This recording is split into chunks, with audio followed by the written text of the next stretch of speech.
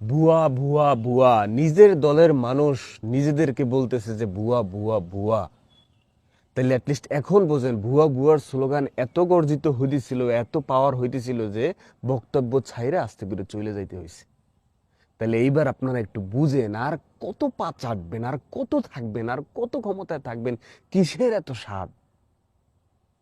জনগণ, সাধারণ মানুষ, সাধারণ স্টুডেন্ট, আইনজীবী, প্রশাসনিক ডিপার্টমেন্ট, বোবা মানুষ, মৃত মানুষ, জীবিত মানুষ, শিশু, বাচ্চা, নারী, মহিলা, গাছপাতা, তরুলতা সবাই ঘৃণা করে আপনাদের। তারপর আপনাদের আপন মানুষ হচ্ছে কি নিজেদের দলের মানুষ, তারা আপনাদেরকে বুয়া বুয়া বুয়া বুয়া বলে। আর কি চান? আর জীবনে কি অর্জন চান? ছাড়েন এইবার, চেয়ারটা ছাড়েন, ছাইরা সেনাবাহিনীর হাতে দেন। চেয়ারটা ছাইরা সেনাবাহিনীর হাতে দেন। নিরপেক্ষ সেনাবাহিনী, দলীয়করণের সেনাবাহিনীর হাতে না, নিরপেক্ষ যারা দেশপ্রেমিক, অরিজিনাল যারা দেশের জন্য সেনাবাহিনী, সেই সেনাবাহিনীর হাতে দেশটা দিয়ে দেন। আর কি করবেন? আর কি অর্জন করবেন? নিজেদের দলের মানুষ আজকে ভুয়ো ভুয়ো বলতেছে।